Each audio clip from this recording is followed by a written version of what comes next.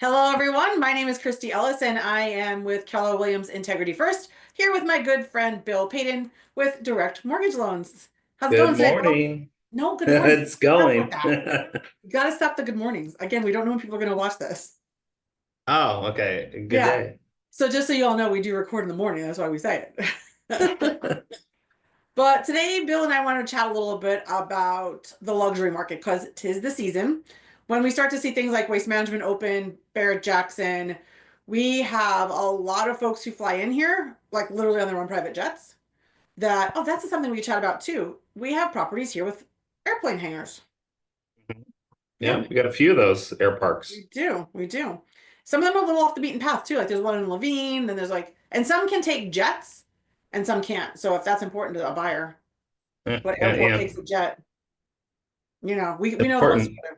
I'm just saying. Yeah. But anyway, um, so today we kind of want to have a conversation about luxury buying and selling because this is the point in time, as my friend Tina Tambor with Cromford Report likes to say, the people with the money and the 55-year-old plus community, this is their busy season because they don't like to shop and be sweaty.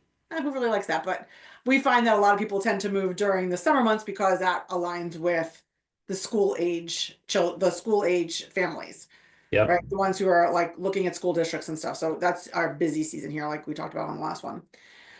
But in doing some research for this, and Bill, I don't know, maybe you're not as surprised as I am. Surprised. Yeah, I think I'm surprised. So I know Scottsdale, Paradise Valley, Fountain Hills, those are our luxury markets, right? Like those are popping. But we've seen a lot of movement in Queen Creek, Santan Valley. Still Awatuki and Ocotillo hold their own for certain, like for some of that, but they're older communities. But like Queen Creek is more, and Santan Valley, like that's a much more up and coming area. And I was curious, so I looked at all the homes in the last 90 days that sold in Queen Creek, Santan Valley, like that area. I was surprised that in Queen Creek, 47 homes in the last 9 months, 90 days were over $1 million, close to 1.2. And they seem to have bigger pieces of property and maybe not necessarily bigger homes. Like the most expensive one was a small, like 2,300 square feet, but it was like several acres. Well, it just seems like every time you go farther east, the more land is out there to be purchased with the house. Yes. And I think that's where you're seeing Queen Creek. People are tired of being on top of each other. So you're I'm calling it seeing the that Yellowstone effect.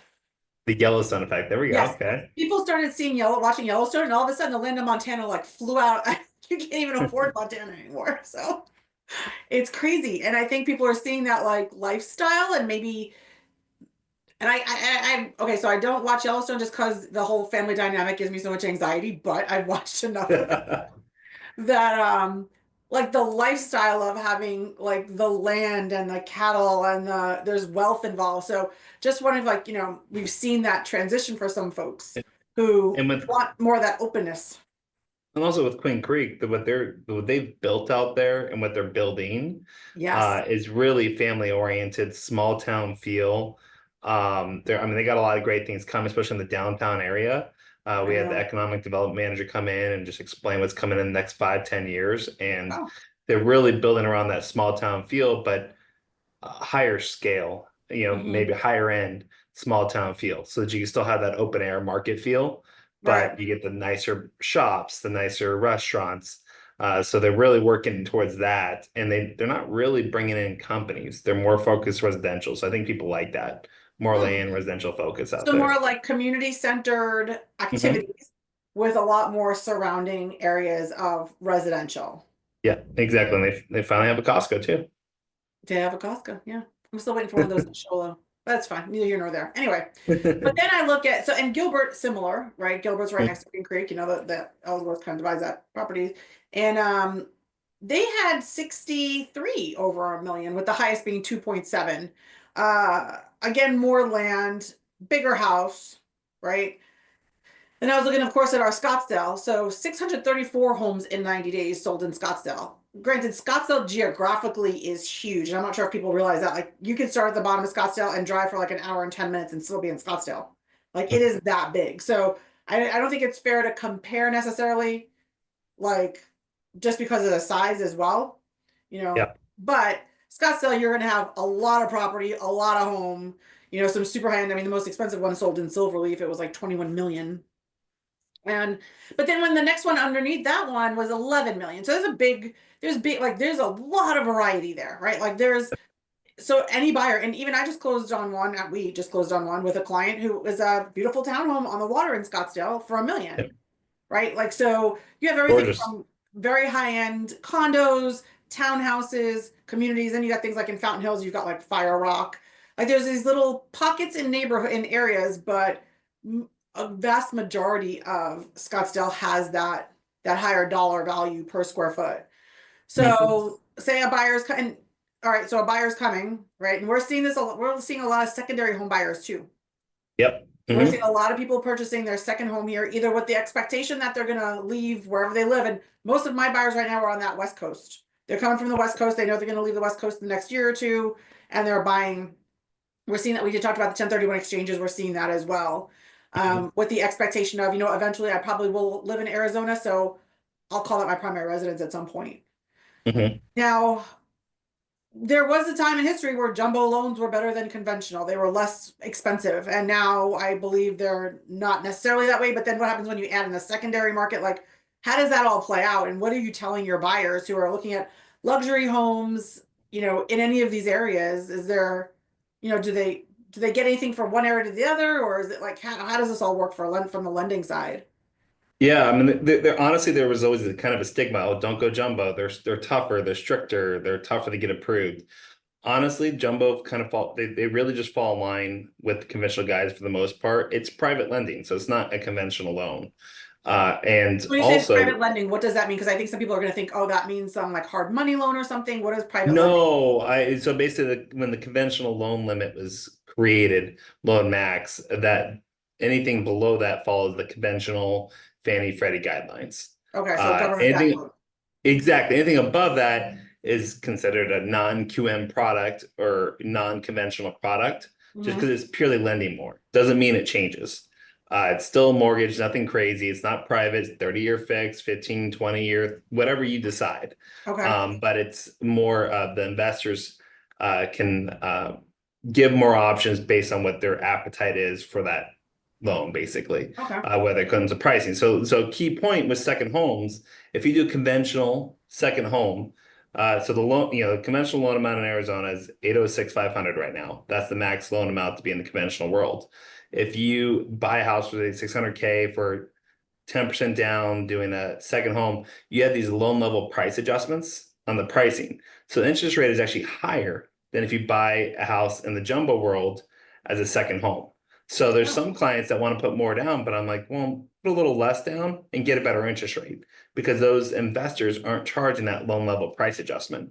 So wait, Um, let me understand that. So a person comes here to buy a second home mhm, in the jumbo loan rate. So anything mhm. over, so that just means the loan amount is higher than 806, not that the purchase of the cost of the property. Correct. So it's just the loan Mhm. amount. So the loan could be $10 million and they can buy it down to 806 if they wanted to. But Yes. okay. Mhm.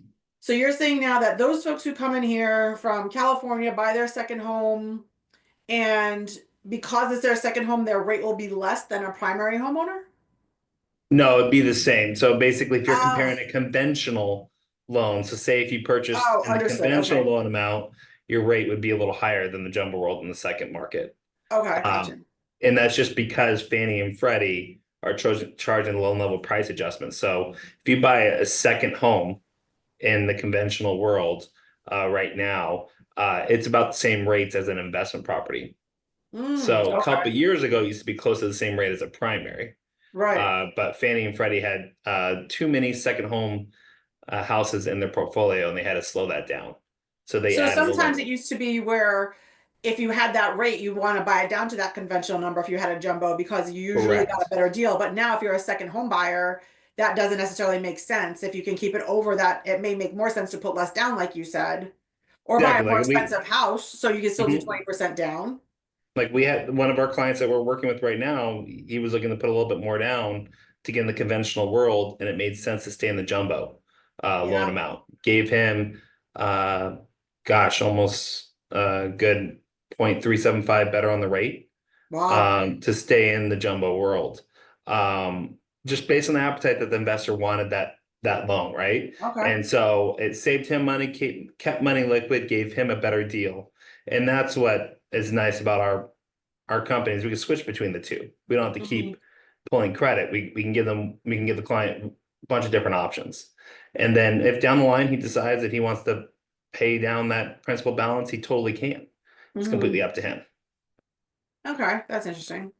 Yeah. Good to know. I would never have guessed that secondary home buyers would have a potential for a lesser rate a in a jumbo product. So cool. And Yeah, it's weird because it's cool. Arizona has this odd bell curve, right? Like up until that $600,000 mark, you can get a lot of people affording a home, but that six to like 900, $1 million, you have a less of a pool of people. So that like it's harder to sell a property in that, but then you go up to that luxury. And I mean, Phoenix, our market, the luxury market, even though our non-luxury market has dropped, like I think it's like 5% in the past year, our luxury has gone off the charts. Like it is rocketed since 2021 into like it's just exponentially better than a lot of other luxury markets. Well, when I first got into the industry a while back, the conventional loan max was only 410.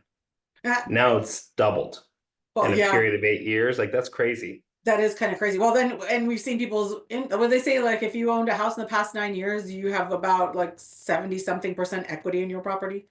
So I'm grateful that those numbers have kept up because for quite a while now we just need that whole thing to change that capital gains law. We need that million. We go from 500,000 for a couple to a million because a lot of folks are holding on to their houses because if they're in that luxury market, they have made quite a bit, and not Hmm. necessarily that it affects because different things affect the luxury market, right? It's more about stock markets and bond markets and all those things. Like that's a different Hmm. buyer, right? Versus the cost of eggs and milk and stuff. It's just a different buyer. But if you're going to have to pay a capital gains on a potential like 200 $300,000 equity over that 500,000, if you're a married couple, that's something to think about, right? Like so. Well, we have clients that are looking to move now to avoid that capital gains tax later on because I they're know, but seeing I've that heard that improvement. it's in like it's been proposed that these numbers get changed. I just don't know when they're going to do it. Like The when does government, they will take their time. we don't have time. We don't have time. Yeah. But okay, cool. Well, I appreciate your time today as always. It's fun to learn so much, and I learned something today too. And we're talking about people that are my clients. It's just sometimes as a realtor we try to stay out of necessarily some of the stuff from lending because we can't quote prices, we can't quote Yeah. numbers, so we're not allowed to do that. So Let it us handle shifts. that. Don't Yeah, don't you don't get handle that, and outside it your swim shifts so lane. frequently, right? It shifts so Yeah. much. I can Oh, say they change something all the one time. day. Yeah, I can say something one day and be totally wrong the next. And rates change hourly. I Yeah, know. every minute. I mean, it just let us handle that, and that way we could be accurate and stay in that swim lane, and you don't say the wrong thing. That's what I always say. Yeah, makes sense. You do your thing, I do mine. That's why it works together when we work together. Exactly. Exactly. Awesome. Well, thank you, Bill. Appreciate you again today. And if anyone ever has any questions on the lending side, please feel free to give Bill a buzz. Anything from the real estate side, please feel free to call me, and we would be happy to help. All right. Well, you have a wonderful afternoon. You too. Thanks.